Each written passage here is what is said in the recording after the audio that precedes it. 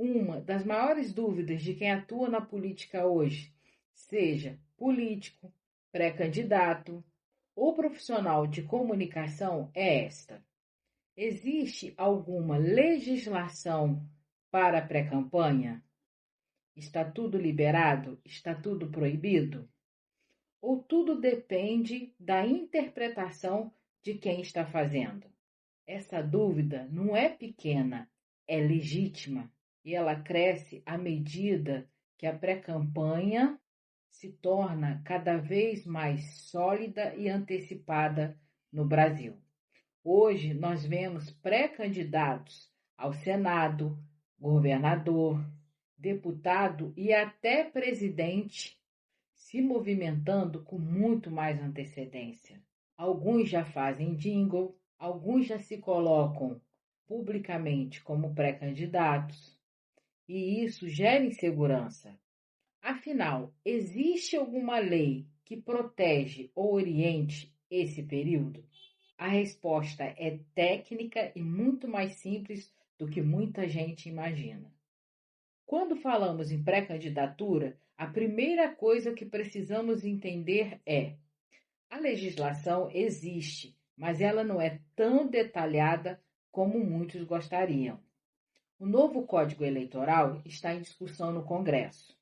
Sem ser aprovado, ele não vale para o próximo ciclo eleitoral.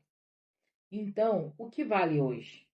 Vale a legislação atual, que estabelece alguns princípios muito importantes. O primeiro deles é o seguinte: os gastos na pré-campanha devem ser comedidos. A lei usa essa palavra comedidos. Ela não define exatamente o que é comedido. E é aí que mora a zona cinzenta. Mas a lei também traz um segundo princípio fundamental, que ajuda muito na interpretação. O que não pode na campanha, não pode na pré-campanha. O que pode na campanha, pode na pré-campanha. Esse é o raciocínio base.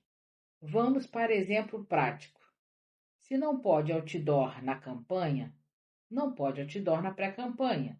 Se não pode pintar o muro na campanha, não pode pintar o muro na pré-campanha. Se não pode distribuir objeto de valor ao eleitor na campanha, não pode distribuir objeto de valor na pré-campanha. Não importa se é um copo, se é um boné, porta-copo. Se tem valor, não pode.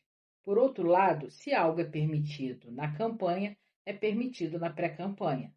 Um exemplo clássico é o impulsionamento de conteúdo. Se pode impulsionar na campanha, pode impulsionar na pré-campanha. Então, o primeiro passo para trabalhar com segurança é conhecer bem as regras da campanha, porque elas servem como referência para a pré-campanha. Agora vamos para o ponto que mais gera problema: dinheiro. Quanto pode gastar na pré-campanha? A lei não define o valor exato, mas a Justiça Eleitoral contribuiu um entendimento ao longo do tempo. Vamos imaginar uma campanha proporcional com um teto de 3 milhões de reais. Qual seria um gasto considerado seguro na pré-campanha? Pelo histórico de decisões, um gasto de 5% do teto costuma ser considerado seguro. Nesse exemplo, algo em torno de 150 mil reais. Em alguns casos, decisões já aceitaram até 10%, o que daria 300 mil reais. Mas atenção, esse valor não é só para impulsionamento, é para tudo. Produção de conteúdo, equipe, consultoria, eventos, comunicação, tudo entra nessa conta. Se o candidato ultrapassa esse limite, ele começa a correr riscos sérios. Risco de abuso do poder econômico, risco de campanha extemporânea e, se não houver declaração correta, risco de caixa 2. E aqui vale lembrar um caso muito conhecido de nós profissionais de comunicação e marketing político. o caso da ex-senadora Selma Arruda, que gastou valores altos na pré-campanha e na campanha e teve seu mandato cassado, configurado como abuso de poder econômico. Ela era juíza e, em tese, conhecia a lei muito melhor do que muita gente. Isso mostra que a justiça eleitoral leva esse tema muito a sério. Agora vamos falar de um tema que muita gente pergunta: identidade visual. Pode fazer identidade visual na pré-campanha? Pode. Criar uma identidade visual para as redes sociais na pré-campanha, comedidos, sem exagero, não vai decidir uma eleição. O problema é quando isso vira campanha antecipada. Por exemplo, gastar muito dinheiro com identidade visual, impulsionamento massivamente, colar adesivos, pintar muro, coisas que não podem nem na campanha. E depois, quando começa o período eleitoral, você só retira o slogan, mantém as mesmas fontes, as mesmas cores e a mesma comunicação. Isso caracteriza campanha extemporânea. Ou seja, o erro não está em criar. O erro está em desequilibrar o jogo antes da hora. Se a sua pergunta é como fazer isso sem correr risco, a resposta é simples, embora muita gente não goste. Esqueça a política e invista em reputação. Pré-campanha segura não é a que grita candidatura, é a que constrói reconhecimento. Se eu fosse candidata hoje, o que eu faria? Eu escolheria um tema no qual eu precisaria ser relevante para eu ser eleita. Eu trabalharia esse tema como cidadã, pessoa física, sem dizer que eu sou pré-candidata. Porque no momento que você se declara pré-candidato, você entra no radar da Justiça Eleitoral.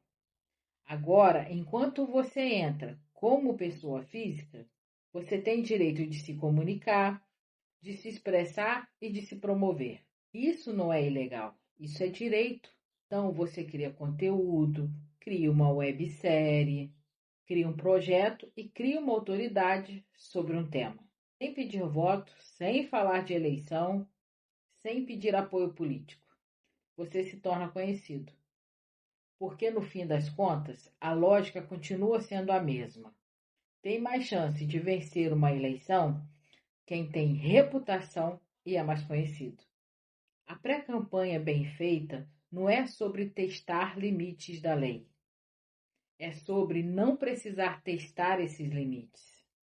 Ela é feita para preparar o terreno, não para criar problema jurídico.